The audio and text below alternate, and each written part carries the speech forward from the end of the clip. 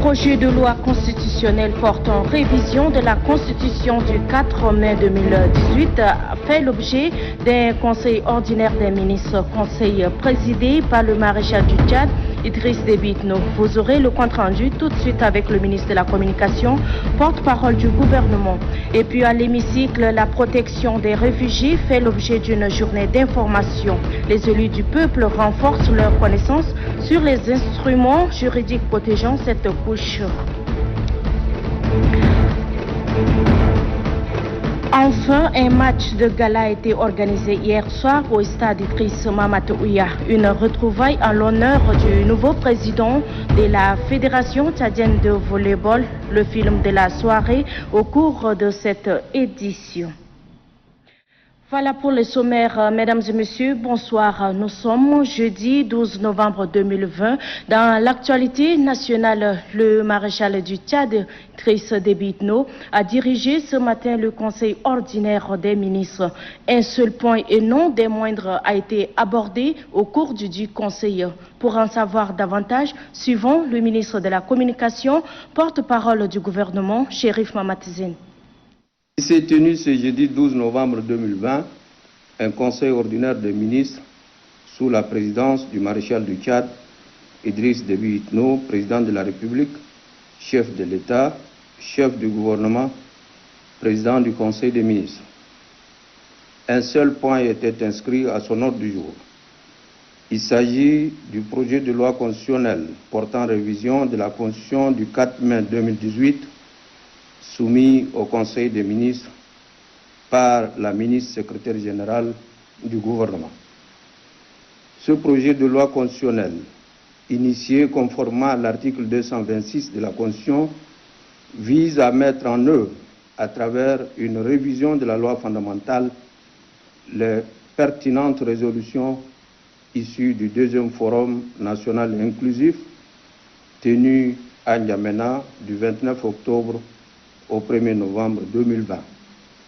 Dans cette optique, le projet de loi constitutionnelle présenté prévoit, entre autres, la création d'un poste de vice-président, l'institution d'un parlement bicaméral, le rétablissement de la Cour de comptes, le réaménagement du Conseil économique, social et culturel, le remplacement du Haut Conseil des collectivités autonomes et des chefferies traditionnelles par un organe dédié exclusivement aux dites chefferies, ainsi que la réhabilitation de la sous-préfecture comme une circonscription administrative. Après un débat de fond et de forme sur le projet de texte soumis à son examen, le Conseil a adopté les 10 projets dont la substance se résume comme suit.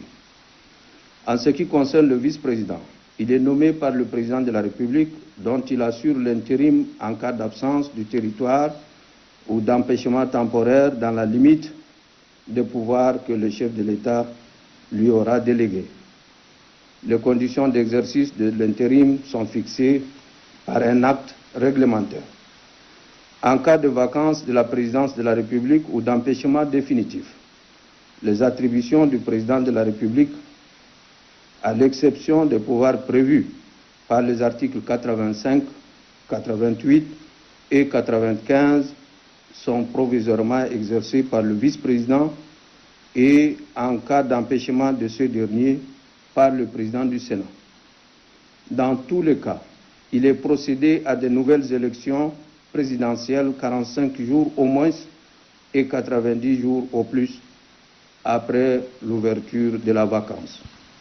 Quant au Parlement bicaméral, le projet de loi prévoit la création, à côté de l'Assemblée nationale, d'une chambre haute, le Sénat, qui est répondant direct des collectivités autonomes. La prise en compte de cette chambre a entraîné la modification de tous les articles relatifs à l'Assemblée nationale. S'agissant du serment confessionnel, consacré par les articles 55 et suivants de la Constitution du 4 mai 2018, le projet de loi constitutionnelle prévoit la suppression de son caractère confessionnel et instaure la formule fixée par la loi pour les fonctions et corporations pour lesquelles le serment est exigé. Concernant la Cour des comptes, le projet de loi consacre dans 16 articles allant de 167 à 170 du chapitre 2 la réhabilitation de cette Cour en tant qu'un véritable instrument de contrôle de l'exécution des lois de finances et de régularité des comptes publics pour renforcer la bonne gouvernance et se conformer aux engagements internationaux contractés en la matière. Dans le cadre du réaménagement technique de certaines institutions, la loi organique portant organisation et fonctionnement du Conseil économique, social et culturel sera révisée en vue de rendre cette institution beaucoup plus efficace dans sa mission. Dans le même élan, le Haut Conseil des collectivités autonomes et des chefferies traditionnelles est transformé en un organe entièrement dédié à ces chefferies qui jouent un rôle majeur dans la promotion de la paix et du développement socio-économique. Cet organe sera mis en place par une loi organique qui détermine son organisation et son fonctionnement.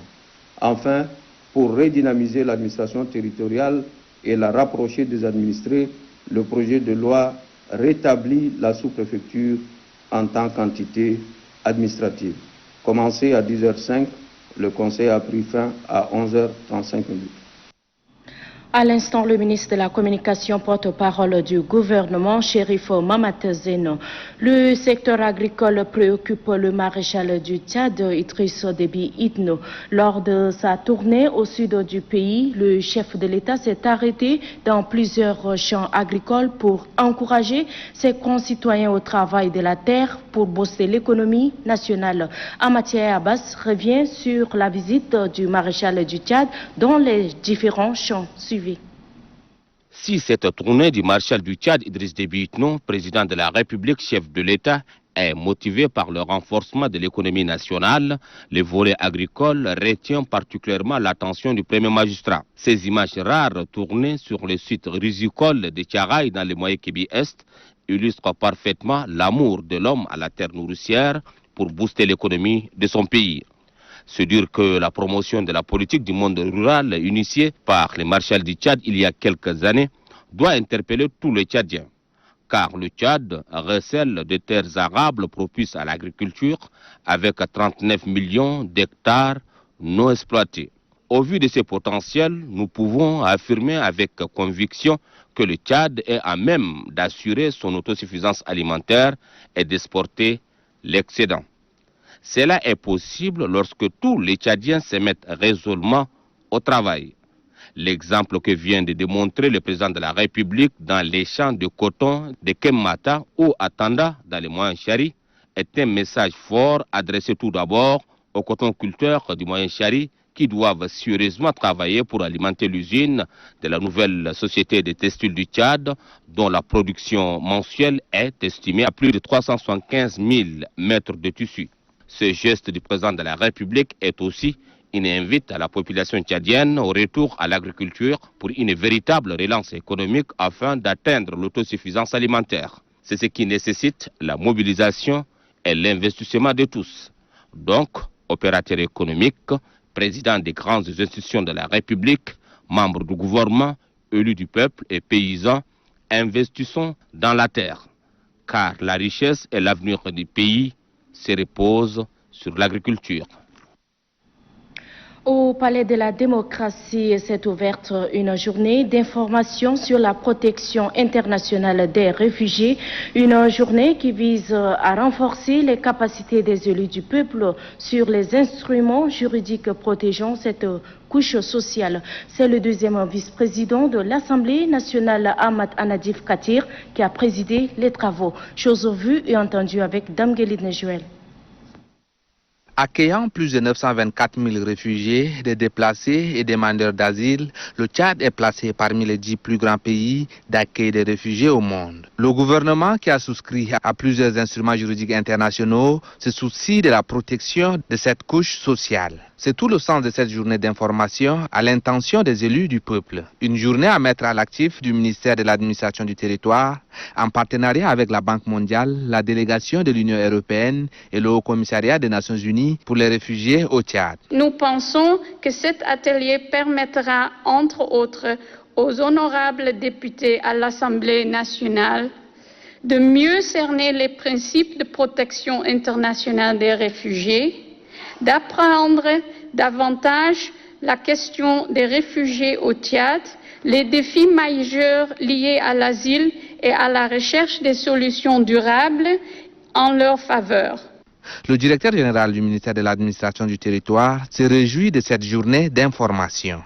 Nous restons convaincus que les participants seront mieux outillés afin de faciliter à l'Assemblée nationale l'examen et l'adoption du projet de la loi d'asile qui viendra sans doute renforcer notre arsenal juridique relatif à la protection et à l'assistance des réfugiés.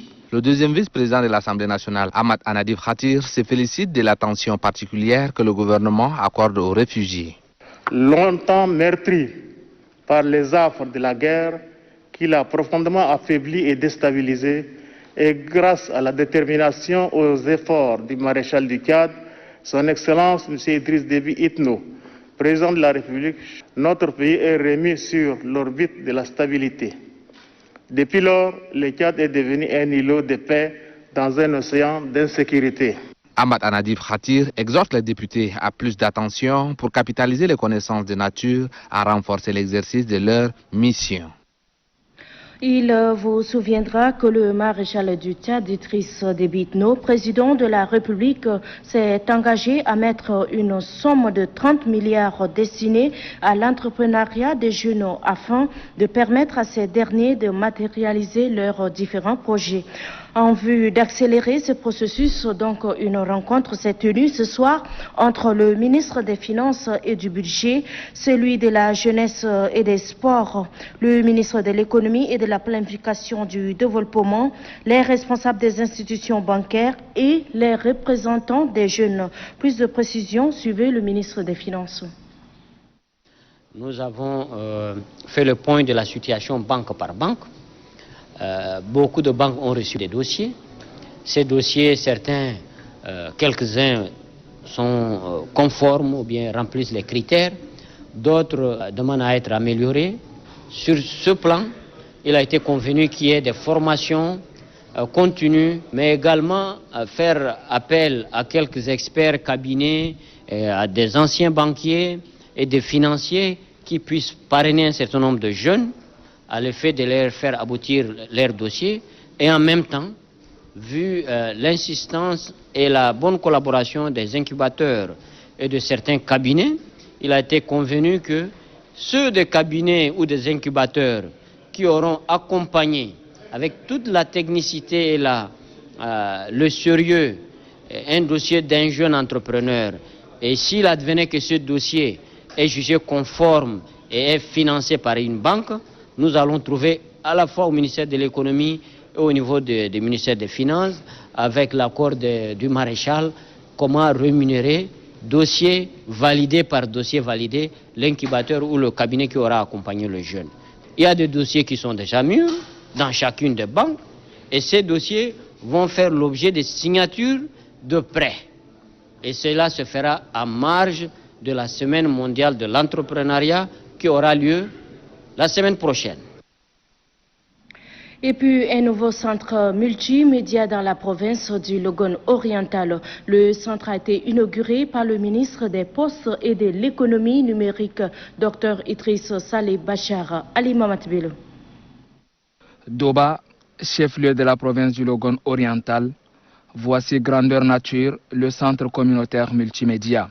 Inauguré sous l'œil bienveillant de la jeunesse, principal bénéficiaire, ce centre construit par l'Agence de développement des technologies de l'information et de la communication, ADETIC, est un cadeau du président de la République le maréchal Idriss Déby Itno. Il se veut un cadre d'éducation au numérique. Ce centre de Doba servira à désenclaver numériquement le Gabon oriental, à faciliter en tout cas et contribuer l'entrepreneuriat de jeunes et des femmes. Et l'aspect le plus important, faciliter l'accès aux recherches et au développement aux différents étudiants présents dans la ville de Doba. Du côté des autorités locales, cette infrastructure réjouit plus d'un. C'est donc ici le lieu d'adresser au maréchal du Tchad tous nos sincères vœux de remerciements et notre gratitude pour ses œuvres en faveur de l'épanouissement de la jeunesse du Gabon oriental et du Tchad tout entier. L'ADETIC étend ses actions jusqu'à l'université de Doba. Sur place, elle a équipé la salle multimédia avec plusieurs matériels informatiques. Des matériels qui, selon le président de l'université de Doba, permettront à son institution de renforcer la formation des étudiants dans le domaine des TIC. Toujours dans la même province, une série de rencontres a eu lieu. Le patron de l'enseignement supérieur et de l'innovation s'est entretenu avec les leaders religieux et les délégués des arrondissements de la commune de Doba. Madingar Léonce. De jour comme de nuit, le séjour du ministre de l'Enseignement supérieur, de la Recherche et de l'Innovation n'est pas du tout en repos. Les chefs des communautés, appelés communément les chefs de race, et le Conseil supérieur des affaires islamiques du Gabon oriental, qui sont reçus le soir à la Villa des Hôtes. Le matin du 10 novembre 2020, c'est le tour des membres du bureau provincial de l'EMET, entente des églises et missions évangéliques du Tchad, ainsi que les délégués chefs d'arrondissement, les chefs des quartiers de la commune et les chefs des fériques de la sous-préfecture de Doba rural à être reçus par le ministre David Oudengar Ngarmaden. À toutes ces différentes couches sociales, le message que véhicule le ministre David Oudengar est le même. La cohabitation pacifique, le respect des lois et de l'autorité de l'État, ainsi que l'évaluation des opérations d'enrôlement biométrique d'octobre dernier, les préparatifs pour les échéances électorales à venir et l'accueil du maréchal du Tchad Idriss Déby Itno à Doba dans les prochains jours sont débattus. De prime abord, le ministre a remercié tous les représentants des couches socio-professionnelles pour leur implication et contribution dans la sensibilisation des populations pendant le recensement biométrique. L'appel que je lance à tout un chacun, qu'on puisse travailler ensemble pour que cette cohabitation-là, pacifique, soit maintenue pour nous permettre de mettre en œuvre un certain nombre d'actions du maréchal qui visent à améliorer les conditions de vie de toutes les populations sans distinction. Tous ont exprimé leur reconnaissance au ministre pour un essor rapide de la province du Gabon oriental. De Doba, revenons ici à N'Djamena, où le délégué général du gouvernement auprès de la commune de N'Djamena, Adoum Forte Amadou, a présidé ce matin une cérémonie de remise des bourses d'études aux bacheliers de l'année 2019-2020. Les précisions avec Mamad Suleiman. L'Institut supérieur d'économie, de la statistique et d'administration offre 10 bourses d'études pour le cycle de licence professionnelle aux bacheliers tchadiens de l'année 2019-2020. Ces bourses d'études ont été mises à la disposition de la délégation générale du gouvernement auprès de la commune de N'Djamena et destinées aux couches vulnérables. L'octroi de ces bourses par cet institut cadre avec la politique du gouvernement en matière de formation professionnelle, soutient son directeur général. Le gouvernement tchadien, dans sa politique de formation de ce futur cadre, il est dit quelque part que sans la formation, peut-être on peut constituer un danger pour une république. Donc nous formons les jeunes dans le domaine des métiers pour que quand ils sortent d'abord, ils n'auront pas forcément besoin de la fonction publique, ils pourront s'auto-employer. Une équipe technique sera désignée par la dite direction pour recevoir et étudier les dossiers des candidats. Nous allons essayer de mettre une équipe technique qui doit réceptionner le dossier des bacheliers, également faire la sélection pour retenir les 10 candidats qui seront envoyés dans cet institut pour une formation de 3 ans. Le délégué général du gouvernement auprès de la commune de N'Djamena, Adoum Forte Amadou, a salué l'engagement de cet institut. Il rassure l'assistance que l'équipe technique chargée des dossiers des bourses d'études procédera à une répartition équitable. Le maire de la ville de N'Djamena, Oumar Boukar, a remis des attestations, des reconnaissances et des services rendus aux responsables de la société de nettoyage général spécialisée dans la désinfection. Abdelaziz Oumar Assabala. La société de nettoyage général Vitre Claire vient d'être distinguée par le maire de la ville de N'Djamena, Oumar Boukar. Des attestations de reconnaissance sont décernées aux responsables de l'entreprise. C'est le couronnement de loyaux services rendus par cette société citoyenne, particulièrement dans la lutte contre la maladie à coronavirus et le paludisme. En remettant les attestations, le maire de la ville de N'Djamena a salué les efforts fournis par cette société aux côtés du gouvernement. Le maire de la ville a également transmis le message d'encouragement de la première dame Hinda Déby Itno. Marqué par cette reconnaissance, le directeur général de la société Vitre Claire remercie les plus hautes autorités. Permettez-moi tout d'abord de remercier le maréchal du Tchad, le président de la République, son Excellence Idriss Déby Itno, pour sa clairvoyance et sa politique sociale et le bien-être de sa population. Cette distinction constitue l'aboutissement d'un travail collectif considérable par tous les personnels de la société. Recevez mes encouragements et remerciements. La mairie centrale d'N'Djamena n'entend pas s'arrêter là. Elle promet d'encourager bien d'autres entreprises citoyennes. Sachez également qu'une mission de la Fondation Grand Cœur a séjourné à Kélo, chef-lieu du département de la Tangilé-Ouest. La mission est allée former les femmes du département sur les activités génératrices de revenus. Plus de 100 femmes bénéficient de cette formation. Les précisions avec Dionodi Nessor. Elles sont 150 femmes venues des différents groupements et associations de la ville de Kélo, chef-lieu de la Tandjilé-Ouest, à prendre part à cette formation. Une formation initiée par la Fondation Grand Cœur qui vise à outiller ces femmes des connaissances dans diverses activités génératrices de revenus. Ce geste de la Fondation Grand Cœur en faveur des femmes est salué par le préfet du département de la Tandjilé-Ouest, Douk Suleiman Ousmane. Très ému par la mobilisation de ces femmes à cette formation, le chef de mission de la Fondation Grand Cœur réitère l'engagement de son institution de faire en sorte que chaque femme soit autonome. Depuis sa création, la Fondation Grand Cœur a mis un accent particulier sur l'autonomisation de la femme. Des formations et des dotations en équipement ont été réalisées dans les 23 provinces du Tchad tous les ans, et c'est depuis 2017. Cela témoigne à juste titre la ferme volonté de la première dame à accompagner ses sœurs dans le Tchad profond à devenir actrices et maîtresses de leur destin. Les femmes, par la voix de la présidente nationale à l'appui au développement rural de la province de la Tandjilé-Ouest, Hawa Adam Tamour, remercient la première dame Hinda Déby Itno à travers sa fondation pour les efforts fournis en faveur des femmes. Pendant que la mission de la Fondation Grand Cœur forme les femmes, celle de l'ARSAT, conduite par le directeur général adjoint, a séjourné le week-end dernier au sud du pays. À Léré, tout comme à Bangor, les douaniers ont mis la main sur une importante quantité de carburant. Envoyé spécial, Moussa Mbodou Abdoulaye. Une importante quantité de carburant, estimée à 67 500 litres issus de la contrebande, et stockés dans les bidons en provenance du Nigeria ont été saisis lors des opérations de routine par les agents des douanes du bureau de l'Éré. Alerté, l'autorité de régulation du secteur pétrolier aval du Tchad, ARSAT, a dépêché une délégation conduite par son directeur général adjoint. Hamid Djimino Djouma est venu féliciter et encourager la douane pour le travail abattu. Le chef de circonscription de Demayo Kebi et Tandjilé, le contrôleur des douanes, Djerou Terap, rappelle que le gouvernement a interdit toute importation de produits pétroliers à travers un arrêté conjoint du ministère des Finances et celui du pétrole depuis 2016.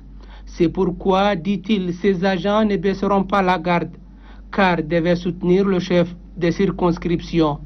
Le pays dispose d'une raffinerie qui peut approvisionner toutes les localités du pays. De son côté, le directeur général adjoint de l'ARSAT, Hamid Djimino Djouma, a vivement félicité les agents de la douane avant d'affirmer que la vente illicite des produits pétroliers dans les différentes agglomérations du pays constitue une menace à l'environnement et à l'économie nationale.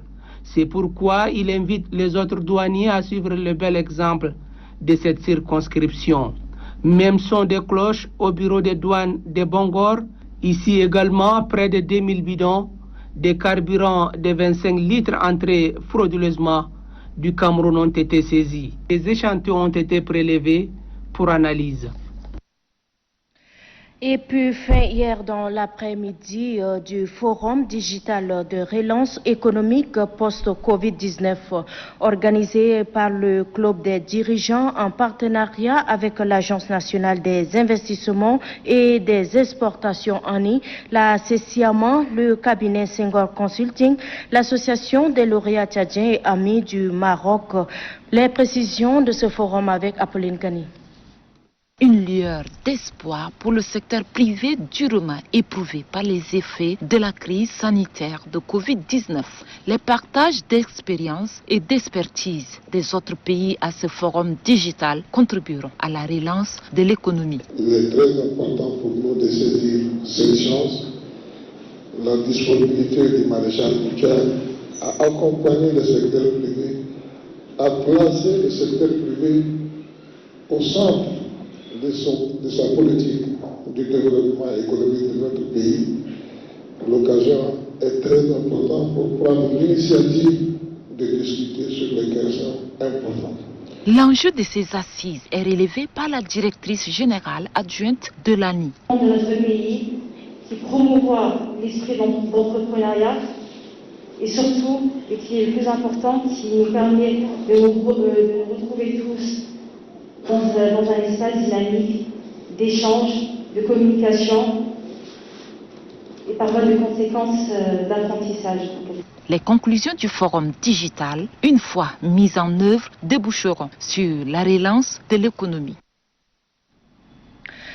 En politique, plus précisément dans le cadre des préparatifs des prochaines élections, le secrétaire national du comité directeur Mohamed Abali Salah a rencontré les membres de OBS-MPS, Organisation des bureaux de soutien au MPS. Deux points fondamentaux constituent la charpente de cette rencontre: prendre contact avec les différents membres et mettre en place des stratégies novatrices pour un bon déroulement du scrutin. Reportage Fareladi. Qui veut aller plus loin, ménage sa monture, dit un adage. Traduisant en acte cette assertion, le secrétaire national du MPS, chargé de l'organisation des bureaux de soutien, Mamata Balisala, convoque une réunion avec les membres de l'organe qu'il dirige. Objectif, préparer l'esprit des militants pour mieux affronter les échanges électoraux. Nous avons rencontré l'équipe du comité directeur pour une prise de contact. Et nous avons transmis les grandes orientations de notre parti rassemblaire et la mission qui les attend pendant les séances qui sont à l'horizon. Donc nous, notre équipe, nous avons mis à jour pour que aucune demande de bureau de soutien soit retardée. Cette rencontre revêt une importance capitale, affirme le secrétaire exécutif de l'OBS-MPS. Nous sommes conscients de nobles missions qui nous attendent. Nous nous sommes préparés. C'est la raison pour laquelle d'ailleurs nous avons convoqué cette réunion de prise de contact qui sera suivie d'autres réunions qui vont nous amener à préparer notre plan d'action très bientôt et commencer les activités sur le terrain. Par cette rencontre, le MPS se met en ordre de bataille pour porter haut le flambeau aux consultations à venir, soutient le secrétaire exécutif de l'OBS-MPS, Adou Mohamed Touli. Car, dit-il, l'OBS-MPS est la force motrice de cette formation politique. En sport, avant de nous séparer, un match de gala a été organisé hier soir au stade Idriss Mamatouya par les Sao Juniors. Match organisé en l'honneur du président de la Fédération tchadienne de volleyball, Idriss Dakoni Adiker, élu vice-président de la Confédération africaine de volleyball. Suivi.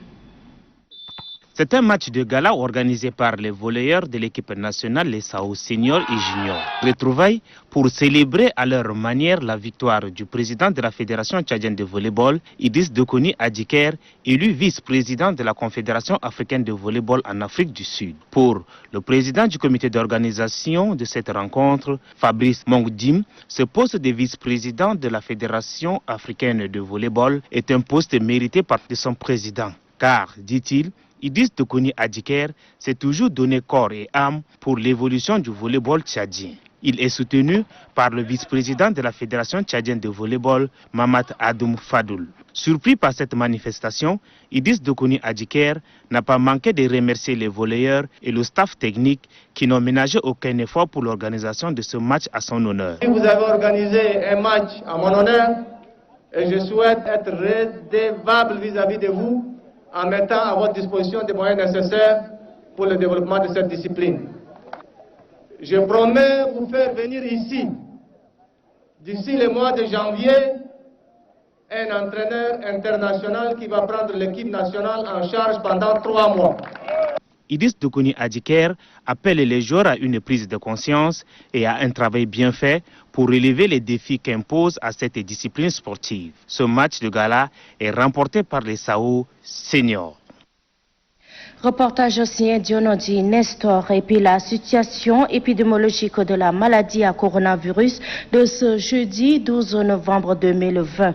382 échantillons analysés, 13 cas confirmés, 5 au Mayo-Kébi Est, 4 au Moyen-Chari, 3 au Logone oriental, tous contacts de précédents cas et 1 post-terme au Logone occidental.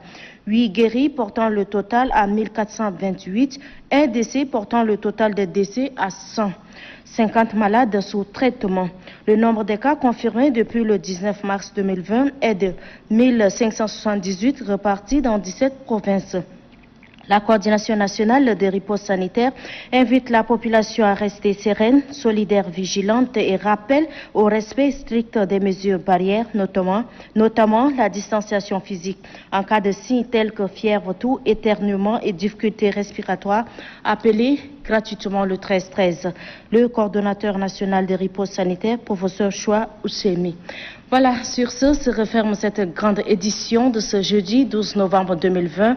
Mesdames et messieurs, merci d'être de notre. Surtout, portez vos masques et prenez soin de vous. Bonsoir.